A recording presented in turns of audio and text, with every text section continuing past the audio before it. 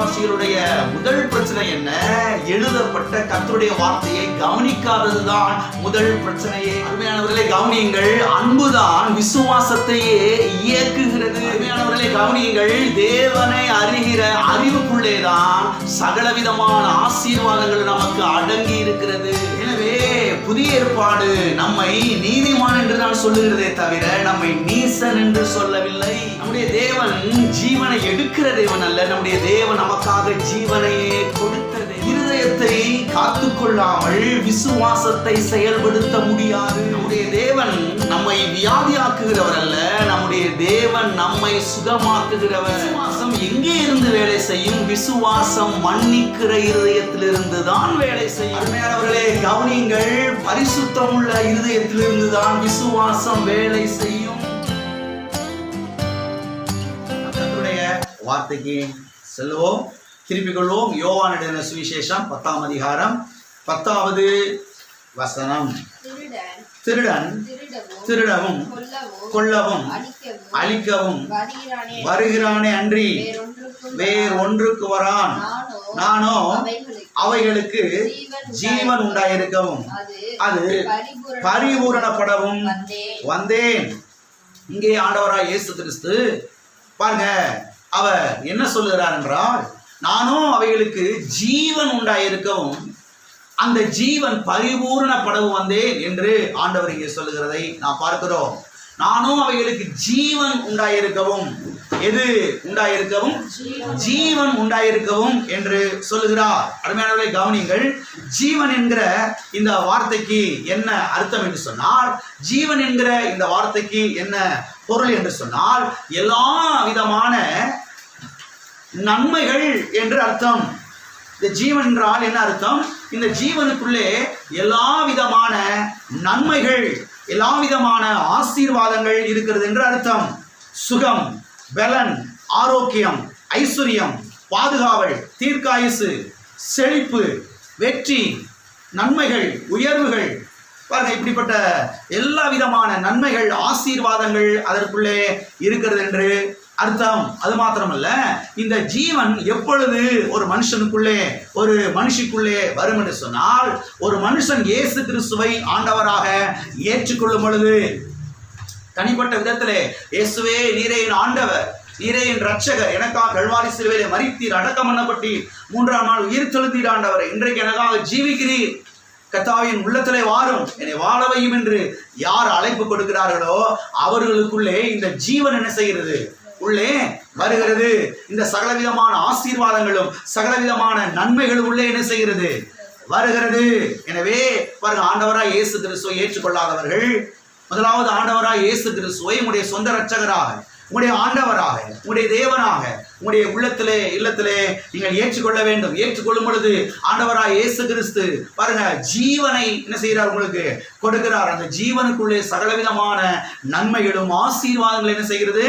அடங்கி இருக்கிறது. ஆகவே உங்களுடைய நல்வாழ்வுக்காக, உங்களுடைய வெற்றிக்காக ஆண்டவராய் இயேசு கிறிஸ்துவை ஏற்றுக்கொள்ளாதவர்கள் ஆண்டவராய் இயேசு கிறிஸ்துவை ஏற்றுக்கொள்ளுங்கள். வாசிப்போம். சங்கீதம் 119 105. உம்முடைய வசனம் என் கால்களுக்கு தீபமும் என் பாதைக்கு வெளிச்சமுமாய் இருக்கிறது. உம்முடைய வசனம் என் கால்களுக்கு தீபமும் என் பாதைக்கு வெளிச்சமுமாய் இருக்கிறது. கடந்த பல வாரங்களாக உறுதியான அஸ்திபாரம் அல்லது தேவனுடைய வார்த்தையின் முக்கியத்துவம் என்கிற இந்த சத்தியத்தை நாம் ஞாயிற்றுக்கிழமை காலை ஆராதனைகளிலே நாம் தியானித்து கொண்டு வருகிறோம். இதிலே அநேக காரியங்களை நாம் பார்த்தோம். இப்பொழுது இந்த போதனையின் 7வது பகுதியை நாம் பார்த்து கொண்டு வருகிறோம்.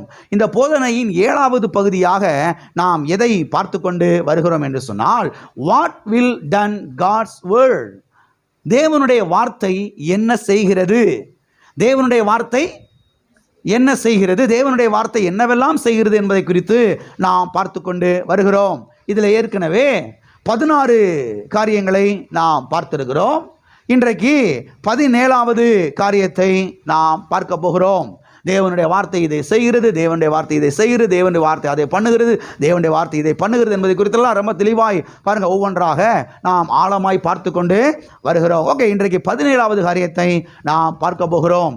கர்த்தருடைய வார்த்தை நமக்கு செய்கிற 17வது காரியம் என்னவென்று சொன்னால், கர்த்தருடைய வார்த்தை நம்முடைய வாழ்க்கைக்கு பாதை காட்டுகிற தீபமாக வெளிச்சமாக இருக்கிறது. எதுவாக இருக்கிறது? நம்முடைய வாழ்க்கைக்கு, இதை நீங்கள் ஆழமாய் கவனிக்க வேண்டும், நம்முடைய வாழ்க்கைக்கு பாதை காட்டுகிற தீபமாக வெளிச்சமாக லைட்டாக அது இருக்கிறது. மறுபடியும் இந்த வசனத்தை நான் வாசிக்கிறேன், கவனியுங்கள். உம்முடைய வசனம் என் கால்களுக்கு தீபமும் என் பாதைக்கு வெளிச்சமுமாயிருக்கிறது. எல்லா கரங்களை வைத்து சொல்லுவோம். கர்த்தருடைய வார்த்தை என் கால்களுக்கு தீபமும் என் பாதைக்கு வெளிச்சமுமாய் இருக்கிறது. என்னவாய் இருக்கிறது? வெளிச்சமாய் இருக்கிறது, தீபமாயிருக்கிறது. என் கால்களுக்கு, என் வாழ்க்கைக்கு, என் பாதைக்கு அது வெளிச்சமாக தீபமாக என்ன செய்கிறது? இருக்கிறது. அப்ப கர்த்தருடைய வார்த்தை என்ன செய்கிறது என்றால், கர்த்தருடைய வார்த்தை நம்முடைய வாழ்க்கைக்கு பாதை காண்பிக்கிறது. கர்த்தருடைய வார்த்தை நம்முடைய குடும்பத்துக்கு பாதை காண்பிக்கிறது. கர்த்தருடைய வார்த்தை நம்முடைய பிசினஸுக்கு பாதை காண்பிக்கிறது. கர்த்தருடைய வார்த்தை நம்முடைய தொழிலுக்கு அது பாதை காண்பிக்கிறது. கர்த்தருடைய வார்த்தை நம்முடைய ஊழியத்துக்கு அது பாதை காண்பிக்கிறது. ஆமென். ஆகவே கர்த்தருடைய வார்த்தையை 100க்கு 100 சார்ந்து கொள்ள வேண்டியது அவசியமாக இருக்கிறது. கர்த்தருடைய வார்த்தை பற்றி கொள்ள வேண்டியது அவசியமாக இருக்கிறது. கர்த்தருடைய வார்த்தையை சார்ந்து கொள்ளும் பொழுது, கர்த்தருடைய வார்த்தையை பற்றி கொள்ளும் பொழுது, கர்த்தருடைய வார்த்தை உங்களுக்கு வெளிச்சம் போட்டு காண்பிக்கும். கர்த்தருடைய வார்த்தை உங்களுக்கு தீபமாக இருக்கும், பாதை காண்பிக்கும். இங்கே பள்ளம் இருக்குது, இங்கே மேடு இருக்குது, இங்கே மதில் இருக்குது, இதில் போய் மோதிராத, இதில் கீழே விழுந்துடாத, இதில் உள்ள விழுந்துடாத, இப்படி வா, இப்படி போ, இப்படி செய், இப்படி பண்ணுன்னு சொல்லி பாருங்க. கர்த்தருடைய வார்த்தை உங்களுக்குள்ளே இருந்து உங்களுக்கு என்ன செய்கிறது? அது தீபமாயிருந்து, லைட்டாயிருந்து பாருங்க, அது வெளிச்சமாயிருந்து என்ன செய்கிறது? உங்களை டைரக்ஷன் பண்ணுகிறது, உங்களை வழிகாட்டுகிறது, உங்களை வழி நடத்துகிறது. ஆகையால் தான் ஒரு கிறிஸ்தவ விசுவாசி இந்த உலகத்தில் இருக்கிற எதை காட்டிலும் கர்த்தருடைய வார்த்தையை பாருங்க பிரதானமாய் வைக்க வேண்டும். இந்த கிறிஸ்தவ வட்டாரத்தில் பார்த்தீங்கன்னா உபவாசம், ஜெபம், கண்ணீர், அழுக, முழங்கால், இதுக்கு தான் ஃபஸ்ட்டு ப்ரிஃபரன்ஸு. கர்த்தருடைய வார்த்தைக்கெல்லாம் இப்போ ஃபஸ்ட்டு ப்ரிஃபரன்ஸ்லாம் கிடையாது. அதை தூக்கி ஓரமாக வச்சாச்சு. அதனால தான் வாழ்க்கையில் எந்த முன்னேற்றமும் இல்லை. அதனால தான் பாருங்கள் எந்த ஒரு ஜெயமும் இல்லை. தேவனுடைய பிள்ளைகள் இதை ஆழமாய் கவனிக்க வேண்டும். கிறிஸ்தவர்கள் அநேகர் இதை பாருங்கள் கவனிக்காமல் விட்டுட்டாங்க. அதனால தான் தோல்வியில் இருக்கிறாங்க. நீங்கள் புரிந்து கொள்ளணும் சில காரியங்களை. எதை காட்டிலும் கர்த்தருடைய வார்த்தை தான் நீங்கள் என்ன செய்ய வேண்டும்? பிரதானமாய் வைக்க வேண்டும். சத்தியவேதத்தில் நாம் பார்க்கிறோம், உமது சகல பிரஸ்தாபத்தை பார்க்கிலும் உம்முடைய வார்த்தையை நீர் என்ன செய்திருக்கிறீர்? மகிமைப்படுத்தி இருக்கிறீர். உமது சகல பிரஸ்தாபத்தை பார்க்கிலும் என்று எழுதப்பட்டிருக்கிறது.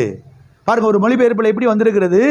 உமது நாமத்தை பார்க்கிலும் உம்முடைய வார்த்தையை நீர் என்ன செய்திருக்கிறீர்?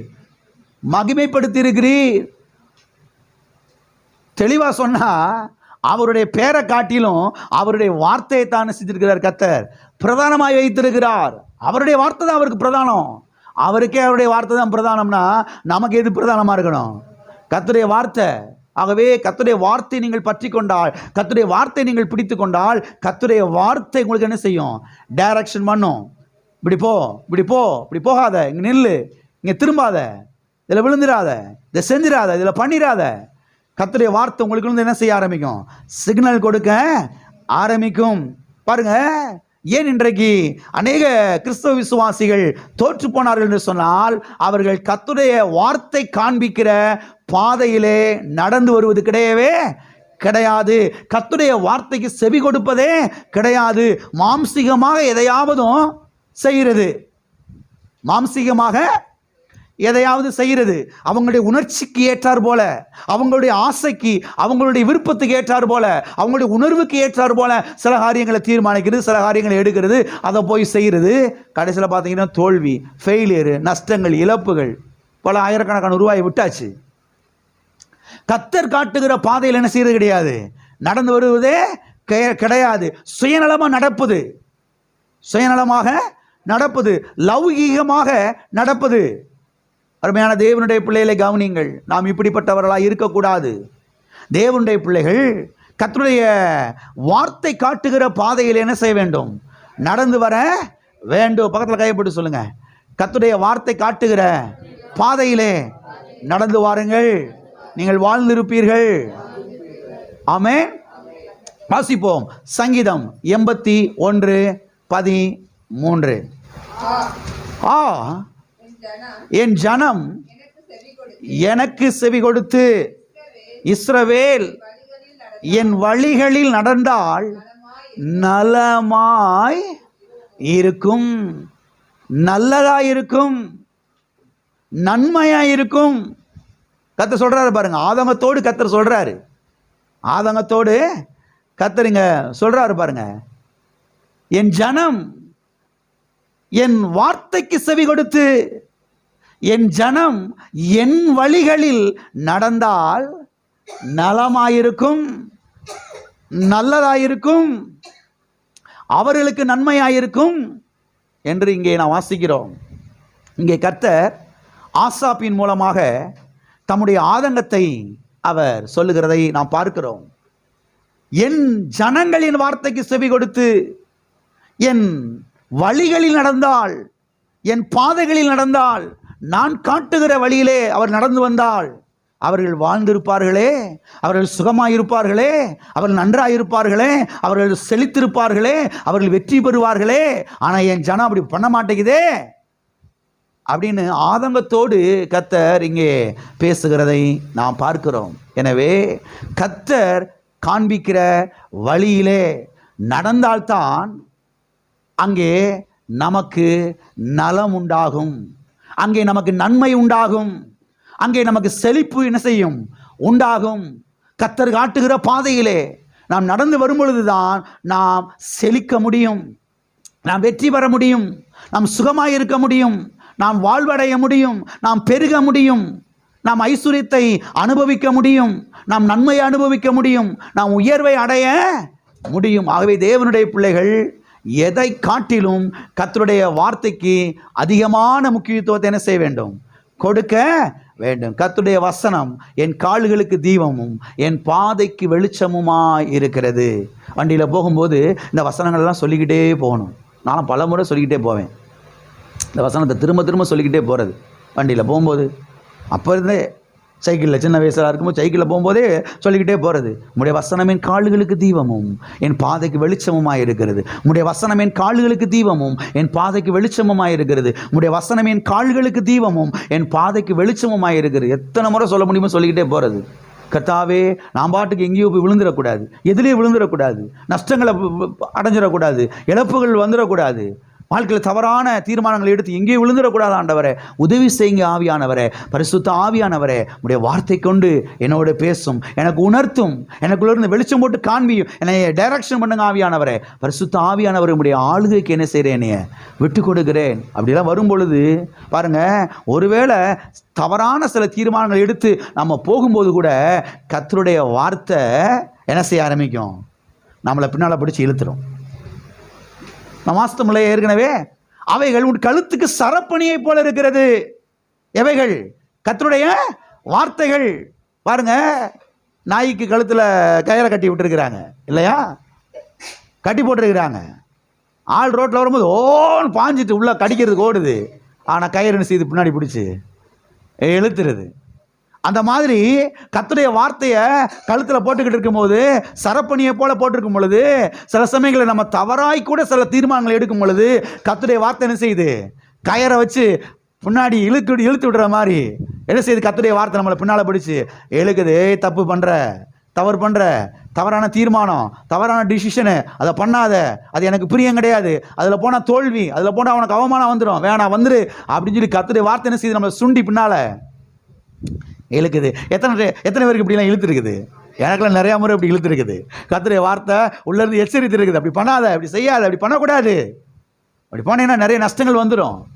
அதனால தான் கர்த்தருடைய வார்த்தையை என்ன செய்யணும், பிரதானமாக இருதயத்தில் வைக்க வேண்டும். அப்போ கர்த்தர் காட்டுகிற பாதையிலே, கர்த்தர் காட்டுகிற அந்த வழியில் என்ன செய்ய வேண்டும், நாம் நடந்து வர வேண்டும். ஒரு உதாரணத்தை சத்தியவேதத்தில் நாம் பார்க்கலாம்.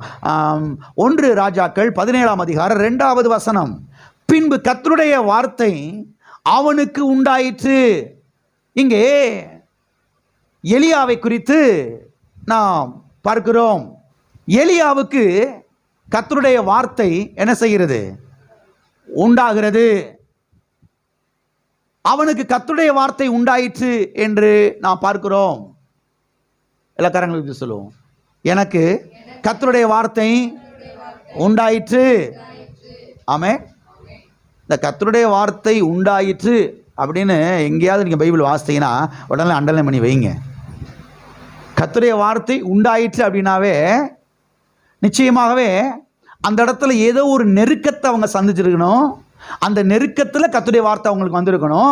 அந்த நெருக்கத்தில் கர்த்தருடைய வார்த்தை வந்தபோது அந்த கர்த்தருடைய வார்த்தைக்கு அவங்க கீழ்ப்படிஞ்சிருக்கணும். கீழ்ப்படிஞ்ச நிமித்தமாக பெரிய ஒரு ஆசீர்வாதத்தை அந்த இடத்துல அவங்க சுதந்திரிச்சிருக்கணும். இதுதான் அந்த இடத்துல மேக்சிமம் நடந்திருக்கும். ஆகவே கர்த்தருடைய வார்த்தை அவனுக்கு உண்டாயிற்று என்று எங்கேயாவது நீங்கள் வேதத்தில் வாசித்தீங்கன்னா உடனே என்ன செய்யுங்க, அண்டர்லைன் பண்ணி அதுக்கு முன்னாலே அதுக்கு பின்னாலே இருக்கக்கூடிய காரியத்தை நீங்கள் நல்லா என்ன செய்யுங்க, ஆராய்ச்சி பண்ணி அதை தியானிச்சு பாருங்கள். அங்கேருந்து ஒரு பெரிய வெளிப்பாடை நீங்கள் என்ன செய்வீர்கள், பெற்றுக்கொள்வீர்கள். சரி, இங்கே எப்படிப்பட்ட ஒரு சூழ்நிலையிலே கர்த்தருடைய வார்த்தை எலியாவிற்கு உண்டாயிற்று என்று சொன்னால் பாருங்க, தேசத்தில் பாவமும் அக்கிரமும் பெருகிருச்சு. தேசத்தில் என்ன பெருகிருச்சு, பாவமும் அக்கிரமும் நிறைய பெருகிருச்சு. தலைவிரிச்சு ஆடுது. பாவம் அக்கிரமம் அநியாயம் நடக்குது, அக்கிரமம் நடக்குது, அசிங்கங்கள் நடக்குது. எனவே இந்த பாவத்தின் மித்தமாக, இந்த அக்கிரமத்தின் மித்தமாக, இந்த தீமையின் மித்தமாக வானம் அடைபட்டு போய்விட்டது. வானம் அடைபட்டு போய்விட்டது, பூமி அடைபட்டு போய்விட்டது. அதாவது மழையே பெய்யலை. வானம் அடைபட்டு போயிடுச்சுன்னா உங்களுக்கு புரியுது இல்லையா? மழையே பெய்யலை பல மாதங்களாக. பூமியில் ஊற்ற தோன்றுனா, கிணற தோன்றுனா தண்ணி என்ன செய்யலை, வரலை. இது ரெண்டு வராதனால தேசத்தில் என்ன வந்துருச்சு, பாவம் வந்து என்ன செஞ்சிருச்சு, பஞ்சம் வந்துருச்சு. ஒரு காரியத்தை நீங்கள் தெளிவாய் புரிந்து கொள்ளுங்கள். உங்கள் வாழ்க்கையில் சில காரியங்கள் நடக்காமல் அடைபட்டிருக்குன்னா உடனே கத்தரை குற்றம் சாட்டாதீங்க, சபையை குற்றம் சாட்டாதீங்க, பாஸ்டரை குற்றம் சாட்டாதீங்க. உங்களை நீங்களே பரிசோதித்து பாருங்கள். உங்க வாழ்க்கையில சில காரியங்கள் நடக்கலையா, உங்க வாழ்க்கையில சில காரியங்கள் வாய்க்கலையா, உங்க வாழ்க்கையில சில காரியங்கள் அப்படியே அடைபட்டு போய் அப்படியே திணறிக்கிட்டு நிற்கிறீங்களா, உடனே செக் பண்ணுங்க.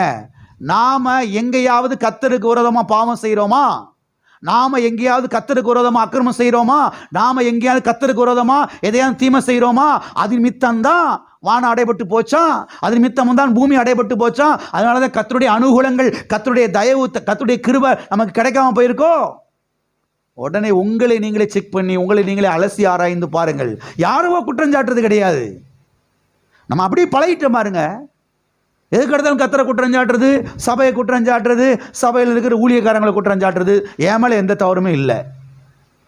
தேசத்தில் மழை பெய்யலை, பஞ்சம். காரணம் என்ன? தேசத்தில் பாவம் அக்கிரமம் அநியாயம் எல்லாம் பெருகிருச்சு.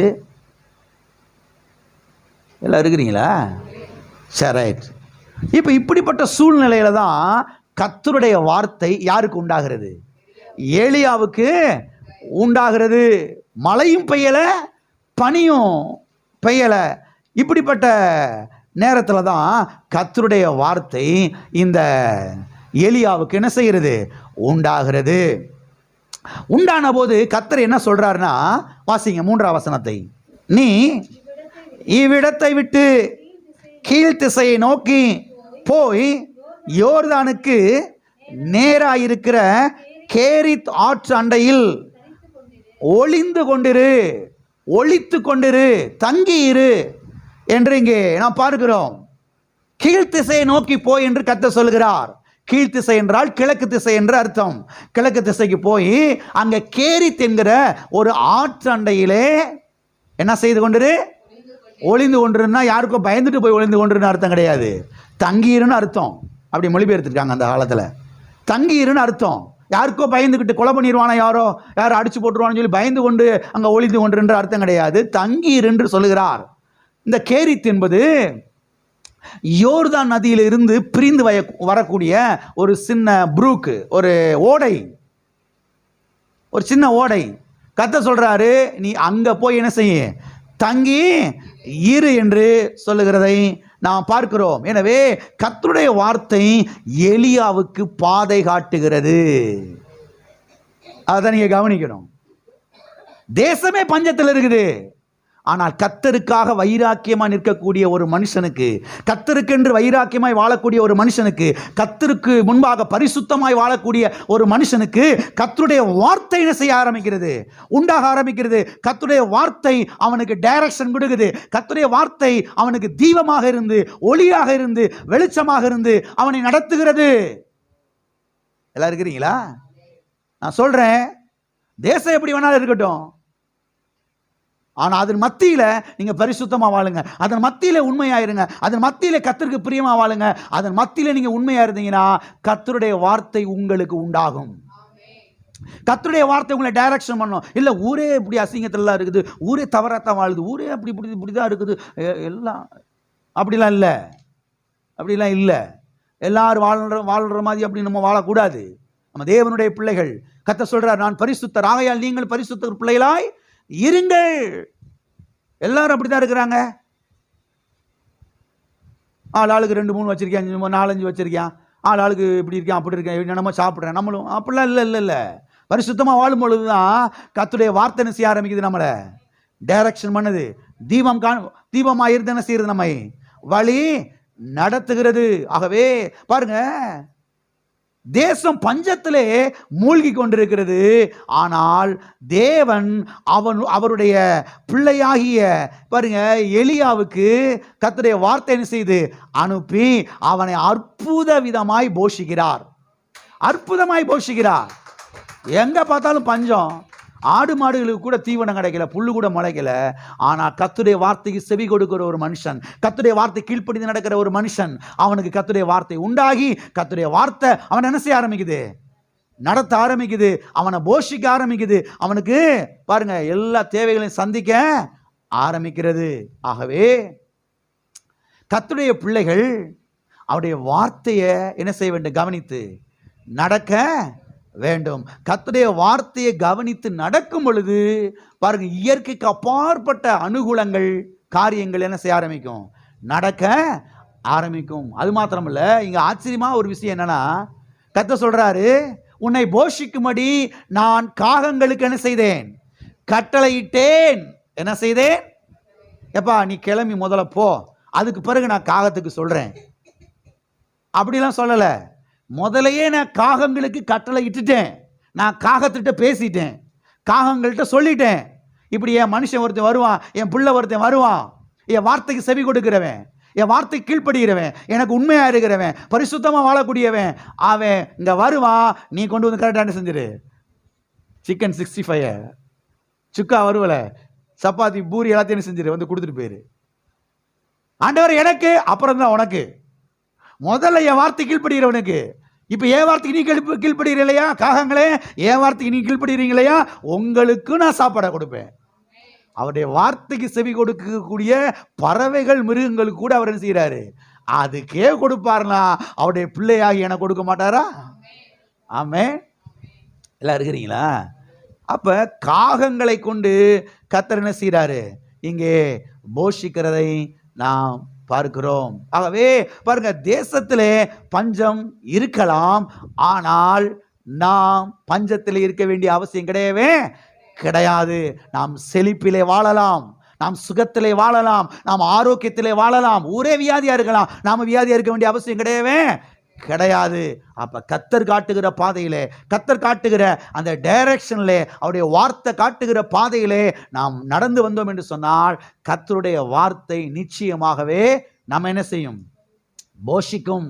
நம்முடைய தேவைகளை என்ன செய்ய ஆரம்பிக்கும், சந்திக்க ஆரம்பி. எனவே கர்த்தருடைய வார்த்தையை பாருங்க கவனித்து நாம் நடக்கிற வேளையிலே, கர்த்தருடைய வார்த்தை காண்பிக்கிற பாதையிலே நாம் நடந்து வருகிற வேளையிலே அங்கே நமக்கு பஞ்சம் இருக்காது, அங்கே நமக்கு பட்டினி இருக்காது, அங்கே நமக்கு குறைவு இருக்காது, அங்கே நமக்கு பற்றாக்குறை இருக்காது, அங்கே நமக்கு தாழ்ச்சி இருக்காது, அங்கே இருள் இருக்காது, அங்கே நிறைவு தான் இருக்கும்.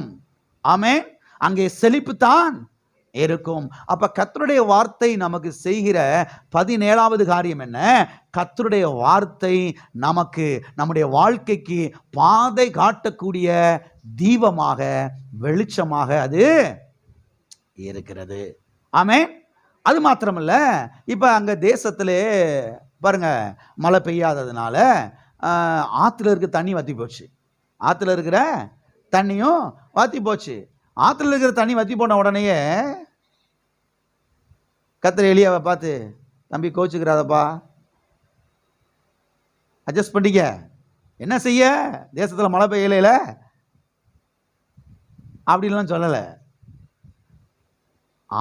ஆற்றுல தண்ணி வத்தி போன உடனேயே மறுபடியுமாய் கர்த்தருடைய வார்த்தை அவனுக்கு உண்டாகிறது. நீ அதை கவனிக்கணும். மறுபடியுமாய் கர்த்தருடைய வார்த்தை அவனுக்கு, அதை இப்போ சொன்னேன் இல்லையா, கர்த்தருடைய வார்த்தை அவனுக்கு உண்டாகி அப்படின்னு நீங்க வாசித்தீங்கன்னா உடனே அதை அண்டர்லைன் பண்ணி வைங்க. ஏன்னா அங்கே கர்த்தர் ஏதோ ஒன்று செய்ய போகிறாருன்னு அர்த்தம். ஆமென். வாசிங்க இப்ப 17ஆம் அதிகாரம் 9வது வசனம். நீ எழுந்து சீதோனுக்கு அடுத்த சாரிபாத் ஊருக்கு போ, அங்கே தங்கியிரு, உன்னை பராமரிக்கும்படி அங்கே இருக்கிற ஒரு விதவைக்கு கட்டளையிட்டேன் என்றார். 8ஆம் வசனத்தை வாசிங்க.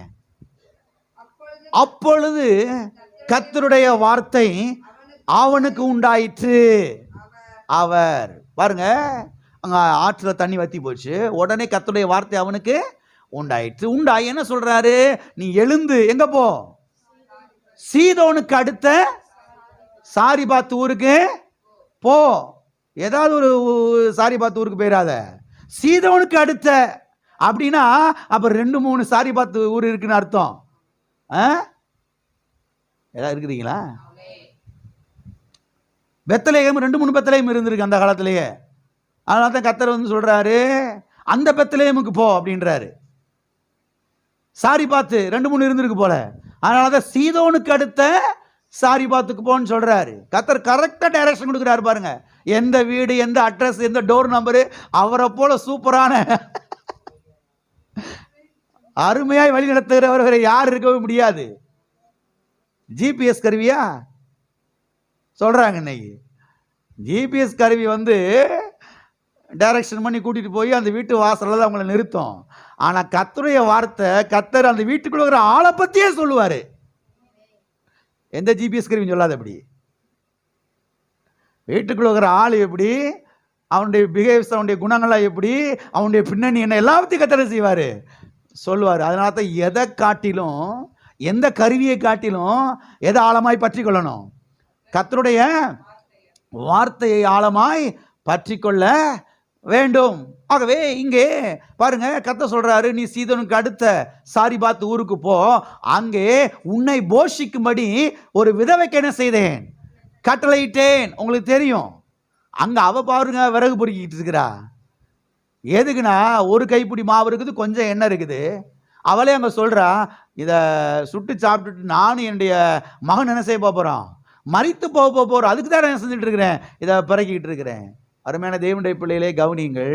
கர்த்தர் எலியாவை அந்த விதவை வீட்டுக்கு எதுக்கு அனுப்புறாரு தெரியுமா? அந்த விதவையை போஷிப்பதற்காக. அந்த விதவைய நீங்க வாசித்து பாருங்க, தேசத்துல மழை பெய்கிற வரைக்கும் இந்த விதவை வீட்டார் என்ன செஞ்சாங்களாம், திருப்தியா சாப்பிட்டாங்களாம். மாவும் குறையல, எண்ணெயும் குறையல. எலியாவை கர்த்தர் அற்புதமாய் நடத்தி கொண்டு போகிறார். ஆகவே நான் சொல்றேன், எந்த சூழ்நிலையிலையும் மாம்சீகமாக ஒரு முடிவு எடுக்காதீங்க. உங்க உணர்ச்சிக்கு ஏற்றார் போல ஒரு முடிவு எடுக்காதீங்க. யாரும் அவங்க சொன்னாங்க, இவங்க சொன்னாங்க, சித்தப்பா சொன்னார், பெரியப்பா சொன்னார், மாமா சொன்னார், மச்சான் சொன்னார், கூட பிறந்த அண்ணன் தம்பி சொன்னாங்க, அக்கா சொன்னாங்க, எல்லாத்தையும் கர்த்தருடைய சமூகத்தில் வச்சுட்டு, கர்த்தாவே நீர் என்ன சொல்லுகிறீர், உங்களுடைய வார்த்தை என்ன சொல்லுகிறது ஆண்டவரே, உடைய வார்த்தைக்கு நான் செவி கொடுக்கிற ஆண்டவர், இந்த குறிப்பிட்ட காரியத்துக்கு நீர் என்ன சொல்லுகிறீர், உடைய வார்த்தை என்ன சொல்லுகிறது, எனக்கு பாதை காண்பியும், என்னை வழி நடத்தும் என்று கர்த்தருடைய வார்த்தைக்கு நீங்கள் உங்களை அர்ப்பணிக்கும் பொழுது கர்த்தருடைய வார்த்தை தீபமாக இருந்து வெளிச்சமாக இருந்து உங்களை என்ன செய்யும்? டைரக்ஷன் கொடுக்கும், உங்களை என்ன செய்யும்? வழி நடத்தும். நான் சொல்கிறேன், அப்படி வந்தீங்கன்னா ஒரு பெரிய வெற்றியை நீங்கள் உங்கள் வாழ்க்கையில் என்ன செய்ய முடியும்? பார்க்க முடியும். அப்ப கர்த்தருடைய வார்த்தை நமக்கு செய்கிற 17வது காரியம் என்ன? கர்த்தருடைய வார்த்தை நம்முடைய வாழ்க்கைக்கு பாருங்க பாதை காண்பிக்கிற தீபமாக வெளிச்சமாக இருக்கிறது. ஆமென். பக்கத்துல கையை பிடிச்சு சொல்லுங்க, கர்த்தருடைய வார்த்தை உங்களுடைய வாழ்க்கைக்கு பாதை காண்பிக்கிற தீபமாக வெளிச்சமாக இருக்கிறது. கர்த்தர் காட்டுகிற பாதையிலே நடந்து வாருங்கள், நீங்கள் வாழ்ந்திருப்பீர்கள். ஆமென். ஓகே, கர்த்தருடைய வார்த்தை நமக்கு செய்கிற 18வது காரியத்தை நாம் பார்ப்போம்.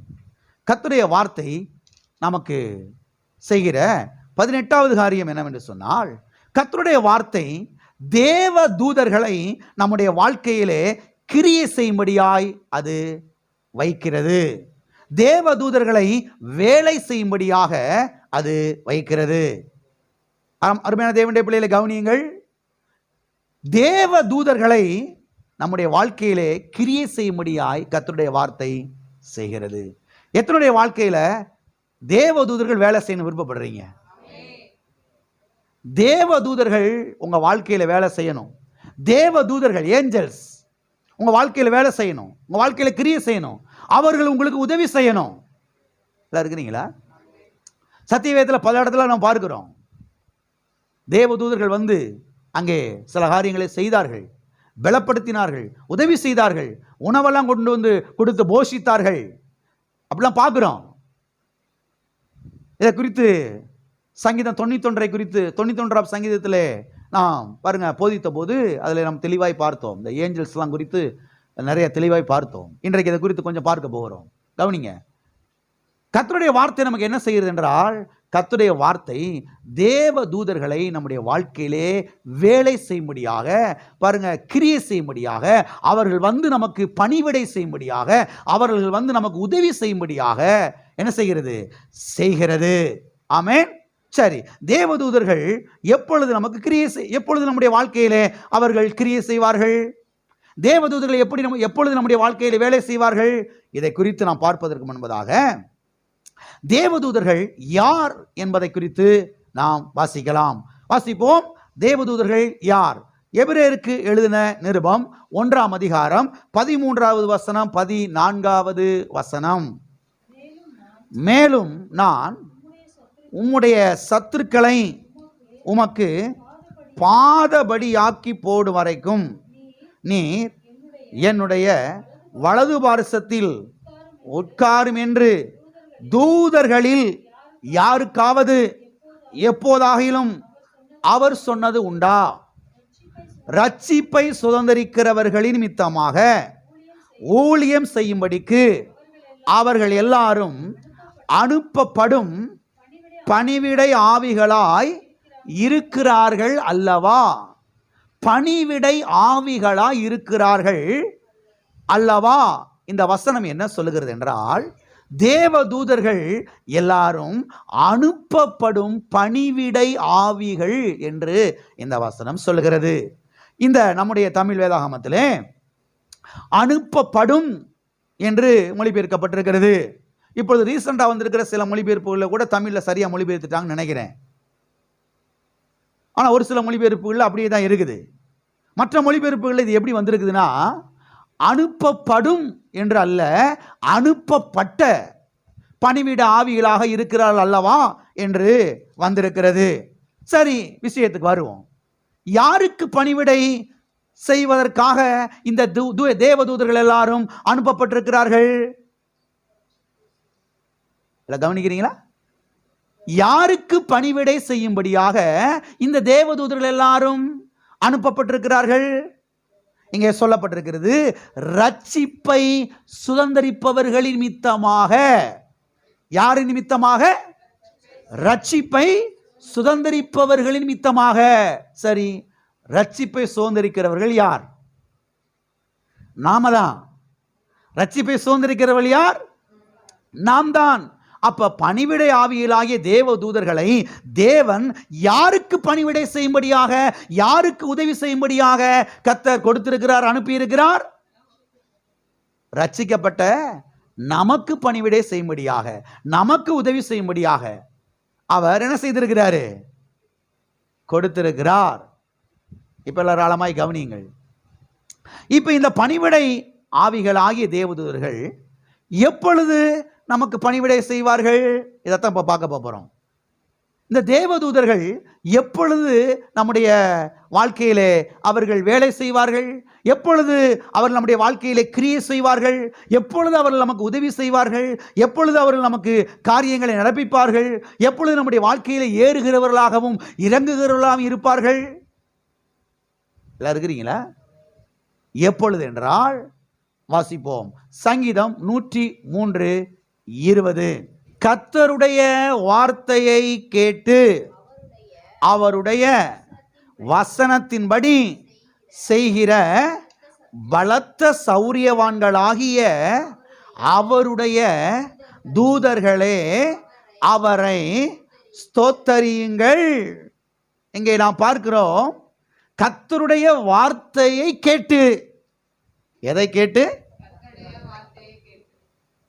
கர்த்தருடைய வார்த்தையை கேட்டு அவருடைய வசனத்தின்படி செய்கிற, அவருடைய வசனத்தின்படி செய்கிற.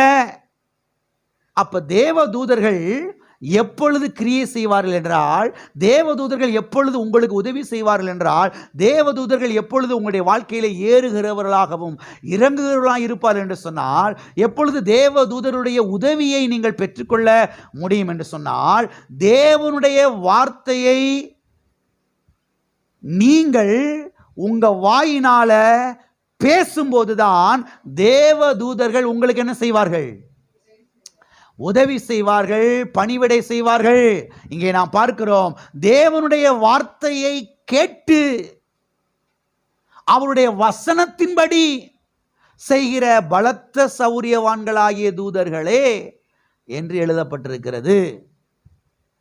அப்ப கர்த்தருடைய வார்த்தையை யார் வாயைத் திறந்து பேசுறாங்களோ, கர்த்தருடைய வார்த்தையை யார் வாயினால் அறிக்கை செய்கிறாங்களோ, கர்த்தருடைய வார்த்தையை யார் பேசுகிறாங்களோ அவங்களுக்கு தான் தேவதூதருடைய உதவி என்ன செய்யும்?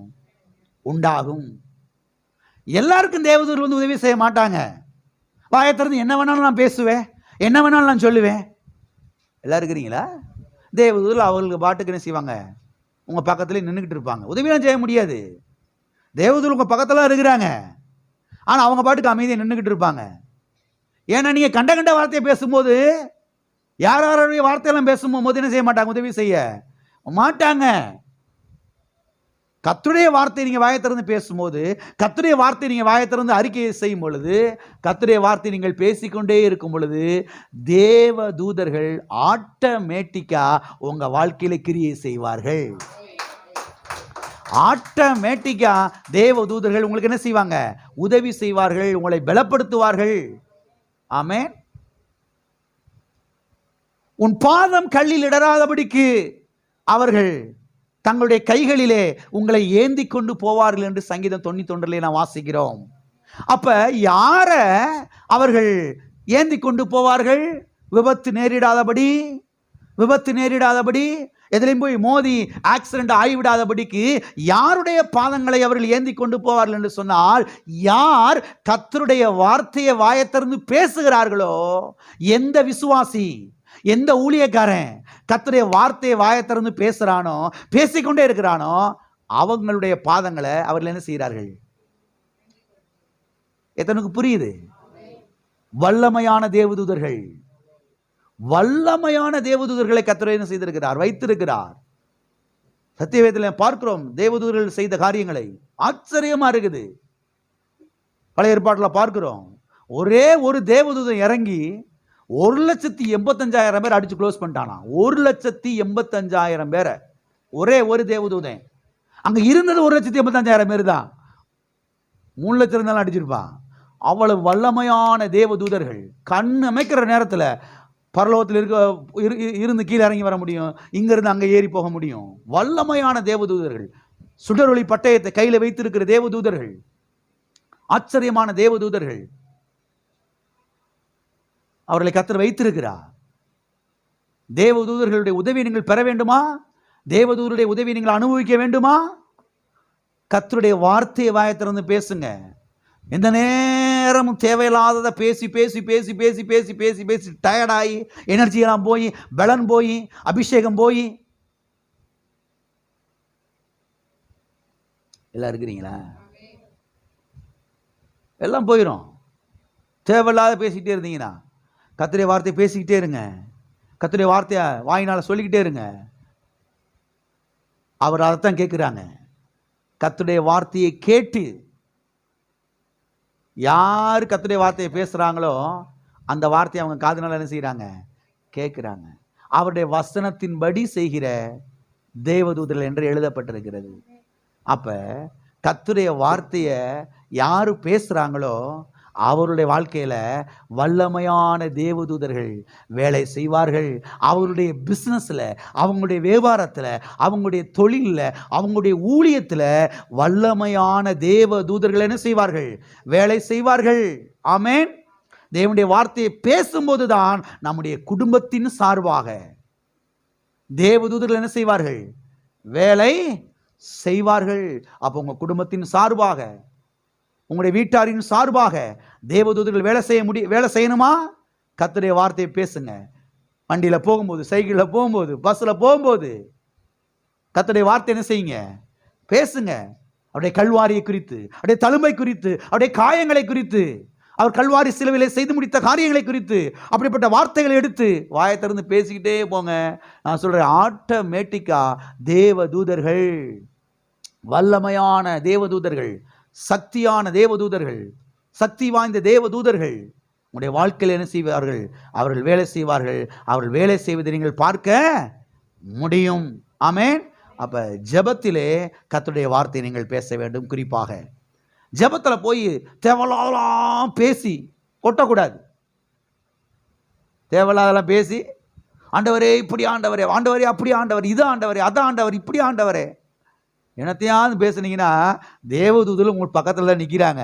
அவங்க கையை கட்டிட்டு அவங்க பாட்டுக்கு என்ன செய்வாங்க? என்ன இந்த ஆள் கர்த்தருடைய வார்த்தையை ஒன்றையாவது பேசுவான்னு பார்த்தா ஒன்றை கூட பேச மாட்டேங்கிறான் அந்த மனுஷன். வாயில் வந்தது பூரா இப்படி ஆண்டவரே அப்படி, ஆண்டவரே அதான், ஆண்டவரே இது, ஆண்டவரே. எவ்வளோ வாக்குத்தத்தங்கள் இருக்கிறது, எவ்வளோ விசுவாச வார்த்தைகள் இருக்கிறது. ஒன்றை பேசக்கூடாது, அவங்க பார்த்துட்டே நிற்கிறாங்க. எல்லாம் இருக்கிறீங்களா? ஜெபத்தில் கர்த்தருடைய வார்த்தையை நீங்கள் பேசுனீங்கன்னா உங்கள் ஜெபத்துக்கு பதிலை கொண்டு வந்து அவர்கள் சேர்ப்பார்கள். உங்கள் ஜெபத்துக்கு பதிலாக அவர்கள் கொண்டு வந்து சேர்ப்பார்கள். ஆமென். ஆகவே சூழ்நிலையை பார்த்து சூழ்நிலைக்கு ஏற்றார் போல பேசிடாதீங்க. கர்த்தருடைய வார்த்தைன்னு செய்யுங்கள். எந்த சூழ்நிலையிலையும் பேசிக்கொண்டே இருங்கள். தேவதூதர்கள் உங்களுடைய வாழ்க்கையில் என்ன செய்வார்கள்? வேலை செய்வார்கள். அப்போ கர்த்தருடைய வார்த்தை நமக்கு செய்கிற 18வது காரியம் என்னவென்று சொன்னால், கர்த்தருடைய வார்த்தை தேவதூதர்களை நம்முடைய வாழ்க்கையிலே கிரியை செய்யும்படியாய் அது செய்கிறது. கர்த்தருடைய வார்த்தை நம்முடைய வாழ்க்கையிலே பாருங்க, அது பிரதானமாக இருக்கும் பொழுது தேவதூதர்கள் நம்முடைய வாழ்க்கையிலே வல்லமையா என்ன செய்வார்கள்? வேலை செய்வார்கள். கர்த்தருடைய வார்த்தை நமக்கு செய்கிற 18வது காரியம் இதுதான். ஓகே, 19வது காரியத்தை நாம் பார்க்கலாம். கர்த்தருடைய வார்த்தை நமக்கு செய்கிற 19வது காரியம் என்னவென்று சொன்னால், கர்த்தருடைய வார்த்தை நம்மையும் நம்முடைய குடும்பத்தையும் தாங்குகிறது. கர்த்தருடைய வார்த்தை நம்மையும் நம்முடைய குடும்பத்தையும் என்ன செய்கிறது? தாங்குகிறது. எத்தனை பேர் நீங்க உங்க குடும்பத்தை தாங்கிட்டு இருக்கிறீங்க?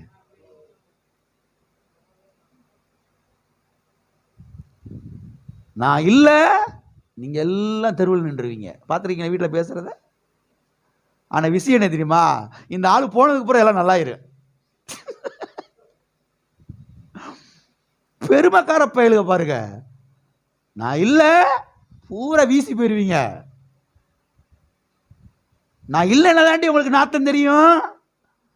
போன பூரா எல்லாம் நல்லா மனமாகிருச்சு பூரா.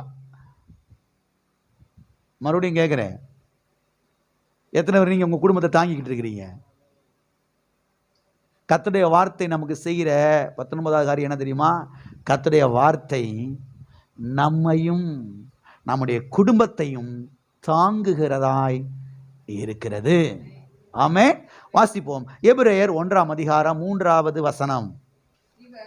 இவர் அவருடைய மகிமையின் பிரகாசமும் அவருடைய தன்மையின் சொரூபமுமாயிருந்து சர்வத்தையும் தம்முடைய வல்லமையுள்ள வசனத்தினாலே தாங்குகிறவராய் தம்மாலே தாமே நம்முடைய பாவங்களை நீக்கும் சுத்திகரிப்பை உண்டு பண்ணி உன்னதத்தில் உள்ள மகத்துவமானவருடைய வலது பாரிசத்திலே உட்கார்ந்தார்.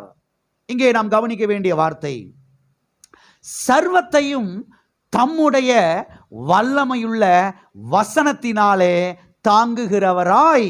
எல்லாரும் கரங்களை உயர்த்தி ஒரு விஷயம் சொல்லுவோம். சர்வத்தையும் தம்முடைய வல்லமையுள்ள வசனத்தினாலே தாங்குகிறவராய். சர்வத்தையும், எத்தனைய? சர்வத்தையும். கர்த்தர் எத்தனை தாங்கிக் கொண்டிருக்கிறார்? சர்வத்தையும் தாங்கிக் கொண்டிருக்கிறார். சர்வத்தையும் என்றால் என்ன அர்த்தம்? சர்வத்தையும் என்றால் எல்லாவற்றையும் என்ற அர்த்தம், அனைத்தையும் என்ற அர்த்தம், அண்ட சராசரங்களையும் என்ற அர்த்தம், அகில உலகத்தையும் என்ற அர்த்தம்.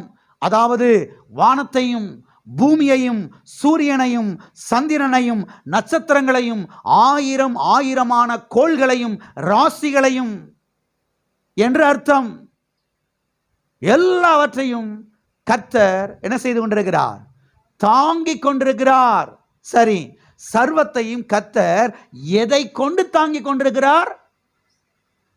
இங்கே பார்க்கிறோம், தம்முடைய வல்லமையுள்ள வசனத்தினாலே. எல்லாம் சொல்லுங்க, தம்முடைய வல்லமையுள்ள வசனத்தினாலே. எதனாலே கர்த்தர் சகலத்தையும் தாங்கிக் கொண்டிருக்கிறார்? தம்முடைய வல்லமையுள்ள வார்த்தையினாலே. கர்த்தர் இந்த பூமியை எதை கொண்டு தாங்கிக் கொண்டிருக்கிறார்? யாரோ ஒருத்தர் பூமியினுடைய சோல்டரில் வச்சு தூக்கிக்கிட்டு நின்றுக்கிட்டு இருக்கிறான்னு ஒரு படத்தை போட்டு காமிச்சு பிள்ளைகள்கிட்ட சொல்லி இவர் தான் தாங்கிக்கிட்டு இருக்கிறாரு. இல்லை, தவறான பிக்சர். இங்கே நான் பார்க்கிறோம், சர்வத்தையும் தம்முடைய வல்லமையுள்ள வசனத்தினாலே வார்த்தையினாலே கர்த்தர் என்ன செய்து கொண்டிருக்கிறார்? தாங்கிக் கொண்டு இருக்கிறார். அப்ப கர்த்தருடைய வார்த்தை என்ன பண்ணுகிறது? சகலத்தையும் தாங்குகிறது, எல்லாவற்றையும் தாங்குகிறது. உங்க குடும்பத்தையும் கர்த்தருடைய வார்த்தை தான் தாங்கிக் கொண்டிருக்கிறது. இந்த பூமியையே கர்த்தருடைய வார்த்தை தாங்கி கொண்டிருக்குதுன்னா, இந்த பூமியில இருக்கக்கூடிய இந்தியாவில், இதில் இருக்கிற தமிழ்நாட்டில், அதில் இருக்கிற தேனி பட்டணத்தில், அதில் இருக்கிற அள்ளி நகரத்தில் உங்கள் வீடு எங்கேயோ ஒரு ஓரத்தில் என்ன செய்யுது? அது அவரால் தாங்க முடியாது, அவருடைய வார்த்தையால் தாங்க முடியாது. அவருடைய வார்த்தை சகலத்தை என்ன செய்து கொண்டிருக்கிறது? தாங்கிக் கொண்டு இருக்கிறது. இப்போ எல்லாரும் என்ன பண்ணணும் அப்படின்னா, ஜெபத்தில் போய் இந்த காரியத்தை அப்படியே அப்ளை பண்ண ஆரம்பிக்கணும். எப்படி அப்ளை பண்ணணும்?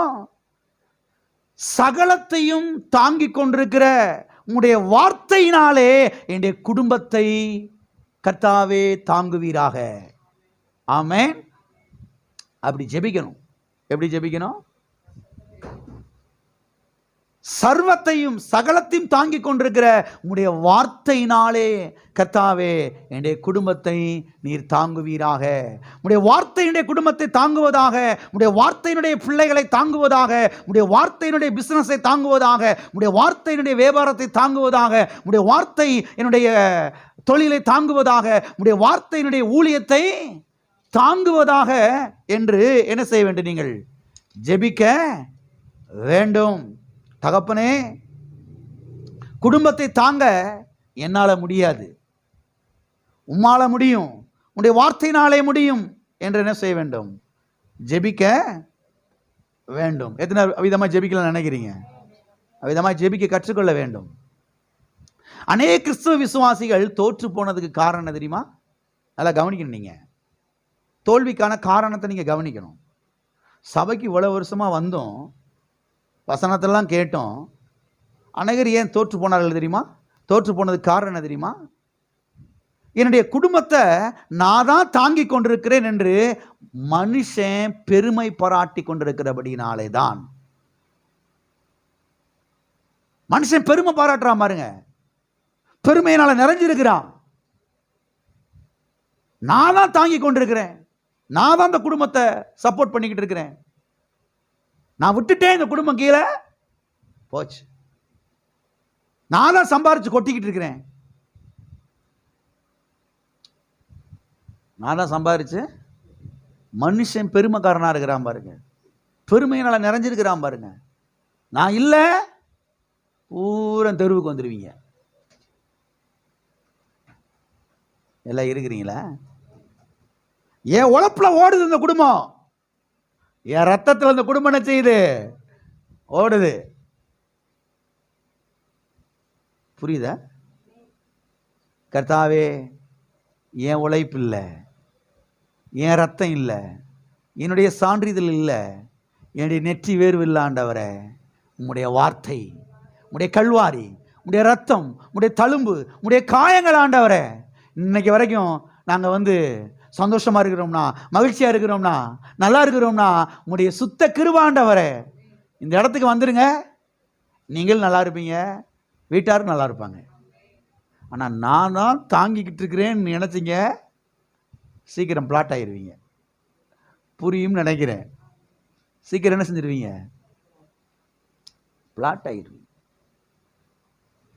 எப்போதும் மகிமையை கர்த்தருக்கு கொடுக்கணும், மகிமையை கர்த்தருடைய வார்த்தை கொடுக்கணும்.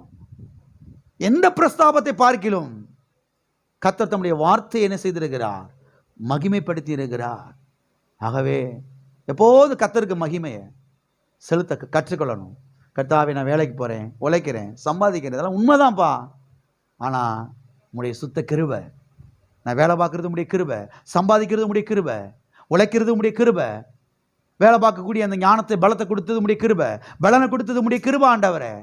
கர்த்தாவே, உங்களுடைய கிருபைக்கு நீ ஒப்பு கொடுக்குற ஆண்டவரே. அப்படி வரும் பொழுது நான் சொல்கிறேன், வாழ்க்கை ரொம்ப ஸ்மூத்தாயிரும். வாழ்க்கை ரொம்ப ஸ்மூத்தாயிரும். அருமையான வேலை கவனியுங்கள். குடும்பத்தை கர்த்தருடைய ஆளுகைக்கு ஒப்பு கொடுக்கிறேன் என்று ஒப்பு கொடுத்தீங்கன்னா உங்கள் வாழ்க்கை ரொம்ப ஸ்மூத்தாக இருக்கும், வாழ்க்கை சமாதானமாக இருக்கும், வாழ்க்கை பாருங்க நிறைவுள்ள வாழ்க்கையாக இருக்கும். வாழ்க்கையில் இருக்கக்கூடிய குறைவுகளெல்லாம் என்ன செய்ய ஆரம்பிக்கிறோம்? ஓட ஆரம்பிச்சிடும். வாழ்க்கையில் தாழ்ச்சி இருக்காது, வாழ்க்கை எப்போது நிறைவாக இருக்கும். கர்த்தாவே, என் குடும்பத்தை, என்னுடைய பிள்ளைகளை, என்னுடைய மனைவியை, என்னுடைய புருஷனை, என்னுடைய வீட்டாரை உம்முடைய ஆளுகைக்கு என்ன செய்கிறேன்? ஒப்பு கொடுக்கிறேன். உம்முடைய ஆளுகைக்கு கீழாக கொண்டு வருகிற ஆண்டவரே, உம்முடைய வார்த்தை என் குடும்பத்தை ஆளுகை செய்யட்டும், உம்முடைய ஆளுகை கீழாக கொண்டு வருகிறேன். அப்படி கொண்டு வந்தீங்கன்னா நான் சொல்கிறேன், உங்கள் வாழ்க்கை ரொம்ப ஸ்மூத்தாக, எளிமையாக, சமாதானம் நிறைந்ததாக, சந்தோஷம் நிறைந்ததாக, மகிழ்ச்சி நிறைந்ததாக என்ன செய்யும்? அது இருக்கும். ஆமென். வாசிப்போம். அப்போஸ்தலர் நடபடிகள் 20ஆம் அதிகாரம் 32வது வசனம். இப்பொழுது சகோதரரே, நீங்கள் பக்தி விருத்தி அடையவும் பரிசுத்தமாக்கப்படவும் அனைவருக்குள்ளும் உங்களுக்கு சுதந்திரத்தை கொடுக்கவும் வல்லவராயிருக்கிற தேவனுக்கும் அவருடைய கிருபையுள்ள வசனத்துக்கும் உங்களை ஒப்பு கொடுக்கிறேன். அவருக்கும் அவருடைய கிருபையுள்ள வசனத்துக்கும் உங்களை என்ன செய்கிறேன்? ஒப்பு கொடுக்கிறேன். என்ன செய்கிறேன்? ஒப்பு கொடுக்கிறேன். இங்கே அப்போஸ்தலனாகிய பவுல் எபேசிய சபை பாஸ்டர்களையும் மூப்பர்களையும் எபேசிய சபையில் இருக்கக்கூடிய விசுவாசிகளையும் அவர்கள் அழைத்து கொண்டு வந்து நிறுத்தி அவர்களை பார்த்து சொல்லுகிறார், தேவனுக்கும் அவருடைய கிருபையுள்ள வசனத்துக்கும் வார்த்தைக்கும் உங்களை என்ன செய்கிறேன்? ஒப்பு கொடுக்கிறேன், அர்ப்பணிக்கிறேன். என்று அவர் இங்கே சொல்லுகிறதை நாம் பார்க்கிறோம். எதற்கு ஒப்பு கொடுக்கிறேன் என்று சொல்லுகிறார்? தேவனுக்கும் அவருடைய கிருபையுள்ள வசனத்துக்கும். அப்ப நீங்க உங்களையும் உங்க குடும்பத்தையும் எதுக்கு ஒப்பு கொடுக்கணும்? தேவனுக்கும் அவருடைய கிருபையுள்ள வசனத்துக்கும் என்ன செய்யணும்? ஒப்பு கொடுக்கணும். கர்த்தாவே, என் பிள்ளைகளை உம்முடைய கிருபையுள்ள வசனத்துக்கு ஒப்பு கொடுக்கிறேன்பா. என் புருஷனை உம்முடைய கிருபையுள்ள வசனத்துக்கு ஒப்பு கொடுக்கிறேன். என் மனைவியை உம்முடைய கிருபையுள்ள வசனத்துக்கு ஒப்பு கொடுக்கிறேன். என் பேரன் பேத்திகளை உம்முடைய கிருபையுள்ள வசனத்துக்கு ஒப்பு கொடுக்கிறேன். எப்படி ஜெபம் பண்ணுங்க? என்னத்தையோ ஜெபம் பண்ணி பிரிண்ட் அடித்து தள்ளுது பாருங்க அங்கே மிஷினு. டக்க டக்க டக்க டக்க டக்க டக்க டக்க டக்குன்னு அடிச்சு மிஷின் தள்ளுது பேப்பரா வெளியில். அந்த மாதிரி ஜெபத்தில் போய் பட்ட பட்ட பட்ட பட்ட பட்ட பட்ட பட்டன்னு அடிச்சு நிறுத்தி தள்ளி விட்டுட்டு போகாம நின்று நிதானமாய் குறிப்பாய் இப்படி என்ன செய்ய ஆரம்பிக்கணும்? ஜெபிக்கணும். கர்த்தாவே, உம்முடைய கிருபையுள்ள வசனத்துக்கு என்ன செய்கிறேன்? என் பிள்ளைகளை, என் வீட்டாரை நான் ஒப்பு கொடுக்கிறேன்பா. உடைய வார்த்தை ஆளுகை செய்யட்டும். ஆமே. சர்வத்தையும் தாங்குகிற உடைய வார்த்தை, வல்லமை உள்ள உடைய வார்த்தை என் குடும்பத்தை தாங்கட்டும் ஆண்டவரே. என் பிள்ளைகளை தாங்கட்டும், என்னுடைய தொழிலை தாங்கட்டும், என்னுடைய வியாபாரத்தை தாங்கட்டும், என்னுடைய பிசினஸை தாங்கட்டும், எங்க சபையை தாங்கட்டும், எங்க சபைக்கு வரக்கூடிய விசுவாச பிள்ளைகளை, குடும்பத்தை தாங்கட்டும் ஆண்டவரே. எங்க ஊழியத்தை உடைய வார்த்தை தாங்கட்டும் ஆண்டவரே. ஆமே. நான் சொல்றேன், 1000 பேர் உங்க குடும்பத்தை உடைக்க நினைச்சாலும் உடைக்கவே முடியாது. நான் சேலஞ்ச் பண்ணி சொல்றேன். 1000 பேர் விளக்கெண்ணை ஊற்றிட்டுறான், எப்படியா அந்த குடும்பத்தை ஒண்ணுமெல்லாம் ஆக்கிடணும், தெருவில் கொண்டு நிறுத்திடணும், கேவலப்படுத்திடணும், அவமானப்படுத்திடணும். உன்னை நான் என்ன பண்றேன் பாரு. அவங்க நினைக்கிறதெல்லாம் நடக்காது. அவங்க நினைக்கிறதெல்லாம் நடக்காது. அவன் நினைச்சுக்கிட்டு இருக்கிறா, நம்ம நினைக்கிறது நடக்க போகுது? நடக்கவே நடக்காது. ஏன்னா நான் என்னையும் என் பிள்ளைகளையும் என் குடும்பத்தையும் வீட்டாரையும் எனக்கு உண்டான எல்லாவற்றையும் கர்த்தருக்கு அவருடைய கிருபையில வார்த்தைக்கு ஒப்பு கொடுத்திருக்கிறேன். அவருடைய வார்த்தைக்கு ஒப்பு கொடுத்திருக்கிறதுனால, கர்த்தருடைய வார்த்தை என் குடும்பத்தை தாங்குகிறதுனால என் குடும்பத்தை யாராலையும் உடைக்க முடியாது, பிரிக்க முடியாது. ஆமே. இப்படியெல்லாம் விசுவாசிக்கணும்.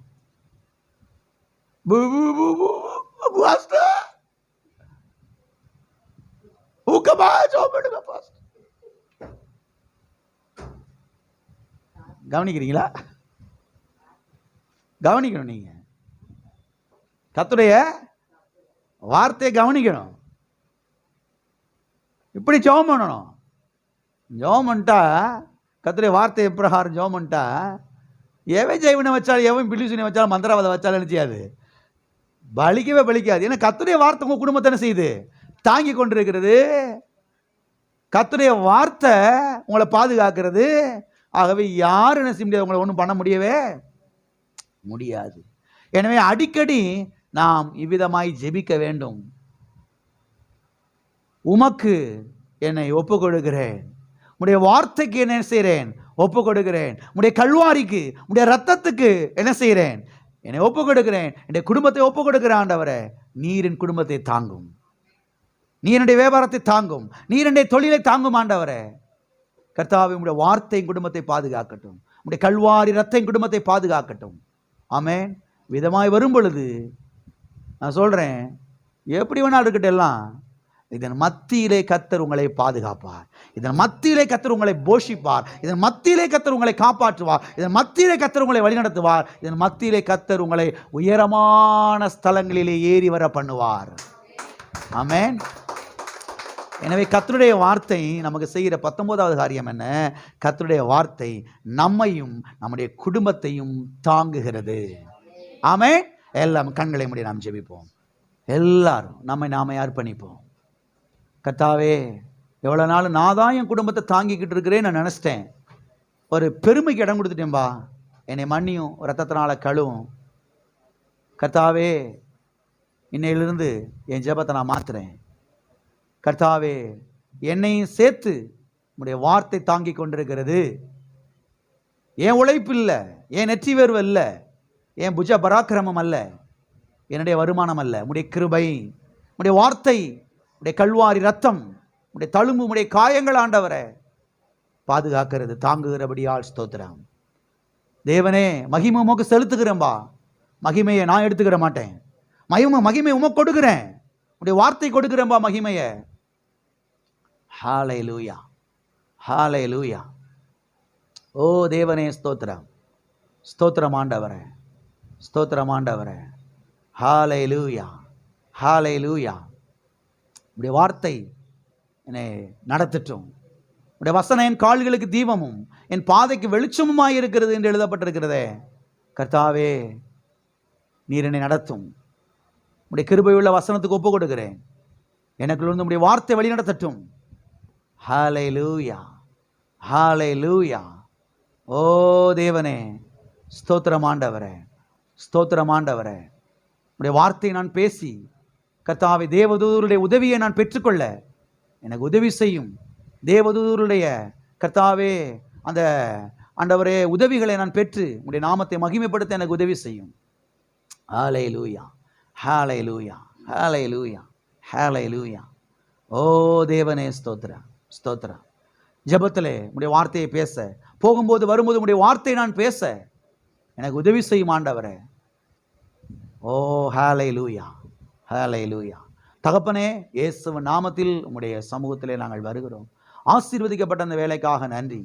கர்த்தாவே, சகலத்தையும் தாங்கி கொண்டிருக்கிற, சர்வத்தையும் தாங்கி கொண்டிருக்கிற உடைய வார்த்தை கர்த்தாவே சபைக்கு வரக்கூடிய ஒவ்வொரு பிள்ளைகளுடைய குடும்பத்தை தாங்குவதாக, உடைய பிசினஸை, உடைய வியாபாரங்களை, தொழிலை தாங்குவதாக, இந்த ஊழியத்தை, இந்த சபையை உடைய வார்த்தை தாங்குகிறபடியால் ஸ்தோத்திரம் ஆண்டவரே. கர்த்தாவே ஸ்தோத்திரம், ஸ்தோத்திரம் ஆண்டவரே. பொல்லாத மனிதருடைய திட்டங்கள் எல்லாம் பொய்த்து போகிறபடியால், தவிடுபடியை நொறுங்கி போகிறபடியால் ஸ்தோத்திரம் ஆண்டவரே. கர்த்தாவே ஸ்தோத்திரம். தேவதூதருடைய உதவியை பிள்ளைகள் பெற்றுக்கொள்வார்களாக. உடைய வார்த்தை காட்டுகிற இந்த வழியிலே பிள்ளைகள் நடந்து வருவார்களாக, வாழ்ந்து சுகித்திருப்பார்களாக, செழித்து ஓங்குவார்களாக. அவ்விதமாய் செய்கிறீர். அதற்காக நன்றி. இயேசுவின் நாமத்தில் பிதாவே.